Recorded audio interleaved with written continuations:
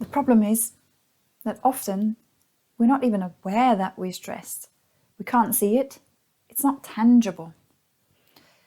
There are quite a few factors involved when all your best efforts of wanting to lose weight are failing.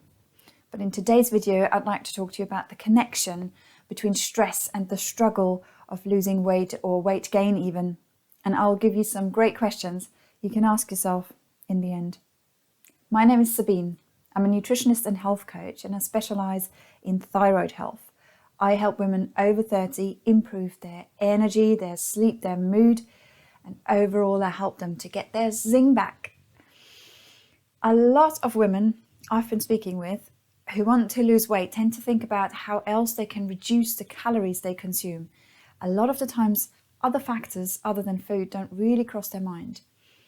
And I'm not going to talk about the right nutrition or exercises when you want to lose weight. It's very important to understand that our body is naturally geared towards saving our life.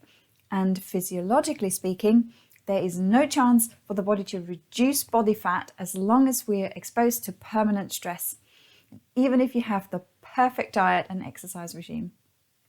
And to explain to you what normally happens in an acute stress situation, imagine you're walking in the woods and a big dog comes charging towards you and it looks angry and barks and you can't see the owner.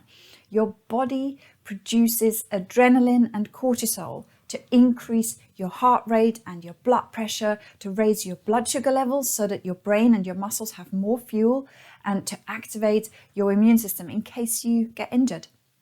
The body is absolutely fascinating, isn't it? By all this happening in our body, we're able to mobilize enormous strength, run away, or when necessary, fight. And we call this the fight or flight response. So in those moments, we're not thinking about food, sex, or sleep, because when the stress hormones take over, all the other important systems like the digestion, reproductive, and growth hormones all have to take a back seat.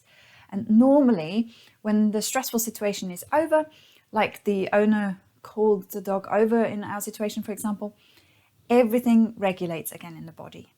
But we are not made for permanent 21st century stress. And we rarely have to fight for our survival these days. It's mainly psychological and emotional stress we are exposed to.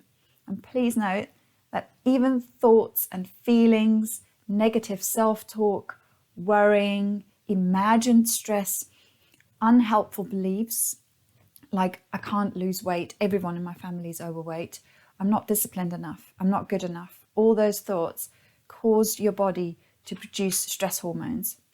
And chronic permanent stress causes permanent high cortisol and blood sugar levels.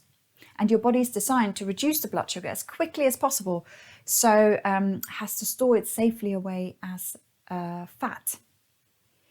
And as mentioned earlier, during stress, the body gives a lot of a lot less energy to the digestive system. So your body is not digesting and absorbing the nutrients properly, and we tend to be hungry again more quickly. And our sleep is usually worse as well when we're stressed. And then our body produces more of the hunger hormone ghrelin and less of the fuel indicator hormone, I call it, leptin. So we're hungrier and overeat because the signaling just doesn't work properly anymore. And there's another problem. Too much stress also has a negative effect on your thyroid. It slows down the thyroid, hence your metabolism slows down, and with that, the fat burning. So what can you do to counteract all of this? Aside from the usual stress busters like walks in nature, massages, hugs, singing, dancing, deep breathing, I would recommend to pay attention to the thoughts you're thinking day in, day out. What are you thinking when you're looking in the mirror? When you're eating some cake? When you step on the scales? When you have not done any exercise for yet another week? Listen to that inner dialogue. Are you talking to yourself in the way you would with your best friend? And if not, what would you like to think instead?